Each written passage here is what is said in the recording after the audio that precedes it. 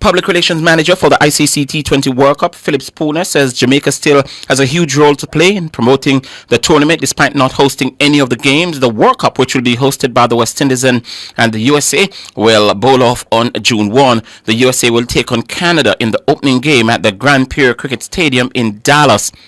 Spooner says Jamaica's rich cricketing history makes the country important to the marketing of the World Cup. We've also included Jamaica because you'd appreciate Jamaica is not one of the tournament venues. But Jamaica is a country where when you talk cricket, Savannah Park is one of the marquee venues for cricket, and Jamaica is a significant part of our West Indies cricket history. So we chose Jamaica, and we also had a trophy tour event at Jamaica where we went to the Bob Marley Museum. So Jamaica is still very much part of the ICC Men's T20 World Cup, even though they're not hosting matches.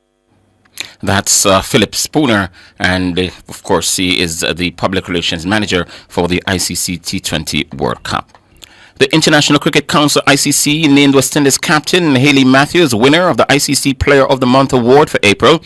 Matthews won the award after spearheading the West Indies' success in Pakistan across ODIs and the T20s. Matthews celebrated her third ICC Women's Player of the Month award after previously winning in November 2021 and October last year. Her most recent success comes thanks to an array of eye-catching all-round performances in April, resulting in 451 runs and 12 wickets across both shorter formats. The West Indies began their tour of Pakistan with 3 one-day internationals, and Captain Matthews set the tone early with a dominant display in the opening encounter, blasting an undefeated 140 from atop the order and following up with 3 wickets for 17. And the more success followed, with Matthews replicating her heroics in the third fixture, scoring 141 in 149 balls, and she took 2 wickets for 26 in another dominant display. When the attention turned to the subsequent T20 series, the 26-year-old reinforced her position as a top-ranked women's T20 all-rounder in the world. Champions Mount Pleasant Academy and Cavalier FC will, for the second season running, meet in the Ray and Nephew Jamaica Premier League final. Both teams booked their spots following second-leg semi-final wins at Sabina Park last night.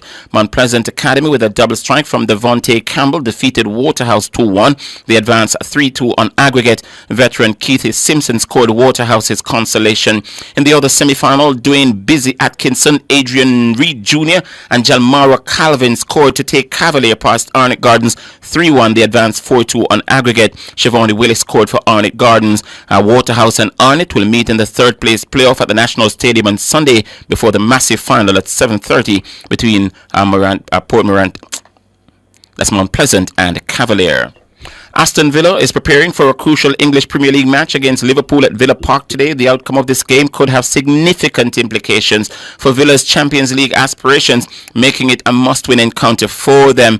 At the moment, they have got 67 points. Behind them is Tottenham Hotspur on 63. Spurs play City tomorrow, and if Villa loses today, they remain on 67 clearly, but a win for Spurs tomorrow will push them to 66 points and take that massive and final Champions League spot down to the final weekend this Sunday. Super Bowl champions, the Kansas City Chiefs, will begin the defense of their title against the Baltimore Ravens at the Arrowhead Stadium on Thursday, September 5.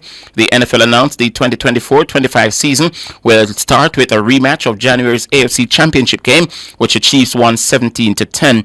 Kansas City beat the San Francisco 49ers 25-22 in overtime to win their third Super Bowl in 5 years, and that happened in February. Head coach Andy Reid's team is chasing a third successive Super Bowl title and boasts a threatening attack, including last season's Super Bowl most valuable player, Patrick Mahomes. The NFL will unveil the entire 2024-25 schedule on Wednesday.